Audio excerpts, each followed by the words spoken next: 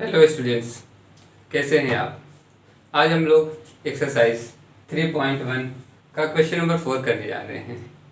और हाँ, आज का मेथड इतना आसान होगा कि आप अपने दोस्तों को भी आसानी से समझा पाएंगे कि इसके पीछे क्या कॉन्सेप्ट है, कि हम लोग कैसे एंगल का सम फाइंड करते हैं। तो चलिए देखते हैं कि कैसे फाइंड करते हैं। Examine the table, each figure is divided into triangles and sum of the angles deduced from that। तो देखिए क्या कर रहे हैं कि जितने भी फिगर यहाँ पे दिए गए हैं वो ट्रायंगल्स में डिवाइड हैं। तो पहला तो ट्रायंगल ही है और ट्रायंगल की साइड कितनी होती है, 3 होती है। तो हम लोगों ने यहाँ 3 लिख दिया, 1 2 3, तो साइड 3 हो गया है।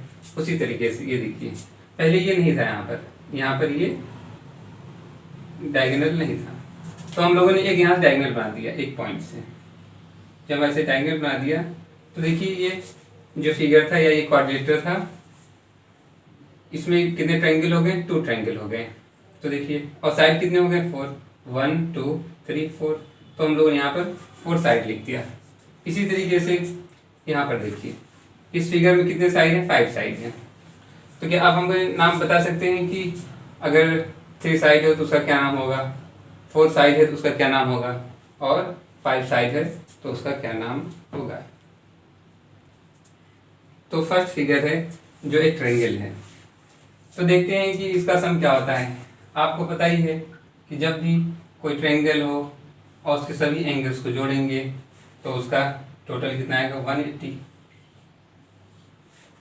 अब उसी तरीके से हम लोग एक क्वाड्रिलेटरल देखते हैं, और क्वाड्रिलेटरल में कितने एंगल होते हैं, 1 2 3 4, यानी 4 एंगल का सम कितना होगा, उसको यहाँ फाइंड करते हैं। तो देखिए 4 साइड है तो हमने लोगों ने 4 लिख दिया। अब 4 - 2, 2 क्यों किया, क्योंकि इसमें 2 ट्रायंगल बन रहा है। अगर 2 ट्रायंगल नहीं बनता तो हम -2 नहीं करते। तो 4 - 2 2 हो गया, 2 × 180। 180 पहले से था। क्यों 180 यहाँ पर हम लोगों ने लिखा है, क्योंकि देखिए जो ट्रायंगल होता है उसके एंगल का सम 180 होता है, तो इसलिए हम लोगों ने यहाँ पर 180 लिख दिया। अब उसी तरीके से देखिए ये क्या है, इसके 4 साइड हैं, 1 2 3 4 5, यहाँ पर इसके 5 साइड हैं। जब 5 साइड है तो हम लोग यहाँ पर 5 लिख दिया। और 5 - 2 क्यों किया, क्योंकि देखिए यहाँ कितने ट्रायंगल बन रहे हैं, 1 2 3। 3 कैसे आएगा, जब 5 - 2 करेंगे। 5 - 2 कर दिया, क्या आ गया, 3 आ गया, 3 × 180। अब देखिए जब इसको हम लोगों ने किया तो अब इसको हम लोग सॉल्व कर लेते हैं। तो 18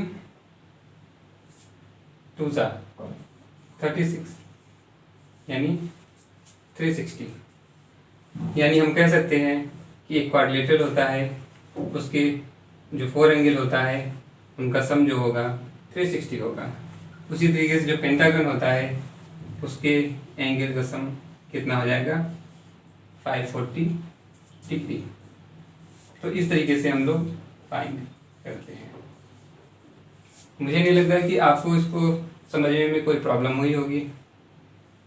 अगर कुछ हुई हो प्रॉब्लम तो आप कमेंट सेक्शन से ज़रूर पूछिएगा। एक बात मैं और बताना चाहूँगा कि हम लोग कैसे डिसाइड करते हैं कि इसमें कितने ट्रायंगल बनेंगे। तो हमें कोई एक पॉइंट डिसाइड करना होगा। जब एक पॉइंट डिसाइड कर लेंगे फिर वहीं से हमें क्या करना होगा, कह लीजिए डायगोनल बनाना होगा। एक डायगोनल जैसे हमने यहाँ बनाया, दूसरा डायगोनल यहाँ बनाया। इसके अलावा इस फिगर में कहीं और कोई डायगोनल नहीं बनेगा। तो इसी तरीके से एक हम पॉलीगन बना लेते हैं जिसके बहुत सारे साइड हैं, ठीक है। तो इस तरीके से जैसे हम लोगों ने कर दिया, और अब देखते हैं इसमें कितने बनेंगे, 1 2 3। तो इस तरीके से हम लोगों ने क्या बना दिया, ढेर सारे डायगोनल और किसी एक पॉइंट को सिलेक्ट करके। तो इसकी मदद से हम लोग क्या फाइंड कर सकते हैं कि सभी एंगल का सम कितना होगा। यानी इस एंगल को ले लिया जाए, इसको ले लिया जाए, इस तरीके से सभी एंगल को अगर हम ले लेते हैं तो कितना एंगल हमें मिलेगा। और ये क्या है, एक रेगुलर पॉलीगन, रेगुलर पॉलीगन।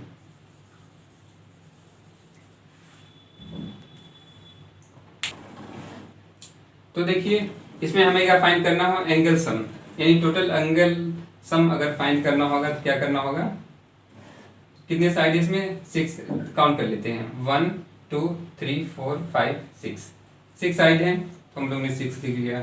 -2 क्यों किया, क्योंकि यहाँ पर हम काउंट कर सकते हैं कितने ट्रायंगल बन रहे हैं, 1 2 3 4, तो 6 - 2 करेंगे कितना बन जाएगा, 4 क्या है, ट्रायंगल्स इस फिगर में बन रहे हैं। और यहाँ का क्या करते हैं 180, अगर आप 4 से 180 को मल्टीप्लाई कर देंगे तो क्या मिल जाएगा, टोटल एंगल, किसका टोटल एंगल, इस फिगर का। अब देखते हैं क्वेश्चन नंबर 4 का ए, उसकी जो हेडलाइन है पहले उसको देख लेते हैं। उसमें क्या लिखा हुआ है, what can you say about the angle of a some convex polygon with number of sides, यानी जो कॉन्वेक्स पॉलीगन है उसमें देखिए साइड्स दिए हुए हैं कि 7 साइड हो अगर, या 8 साइड हो, या 10 साइड हो, या n साइड। तो देखिए इसमें हम लोग क्या करते हैं, हमारे पास साइड तो दिया हुआ है, बी वाले के लिए कर रहे हैं तो नंबर ऑफ साइड, यानी हम लिखते हैं साइड कितना है, 8 है।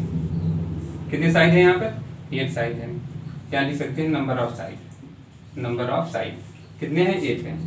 तो क्या हो जाएगा, 8 - 2, 8 - 2 कर देंगे कितना हो जाएगा, 6, यानी हम कह सकते हैं इसमें इस फिगर में कितने ट्रायंगल बनेंगे, 6 बनेंगे। तो चलिए देखते हैं 6 ट्रायंगल बन रहा है नहीं बन रहा है। तो एक पॉइंट ले लिया और यहाँ से डायगोनल बनाना शुरू कर दिया, और जब हम लोगों ने डायगोनल बनाया तो चेक करते हैं कि कितने ट्रायंगल हैं।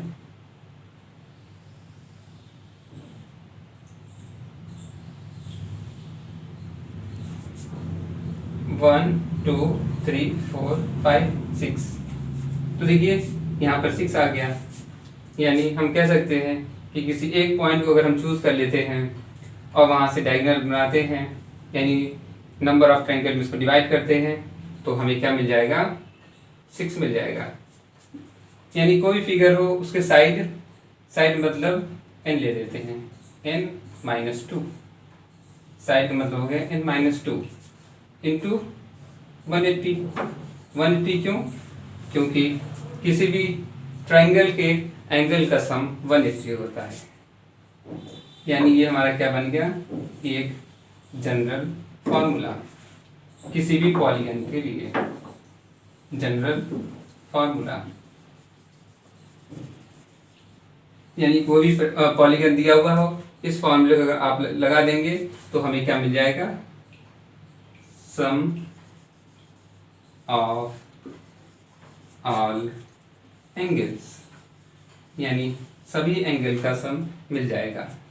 क्यों मिल जाएगा, क्योंकि हमें साइड पता रहेगा, जब हम लोग को साइड पता रहेगा उसमें से हमें 2 माइनस करना होगा। 2 माइनस क्यों कर रहे हैं,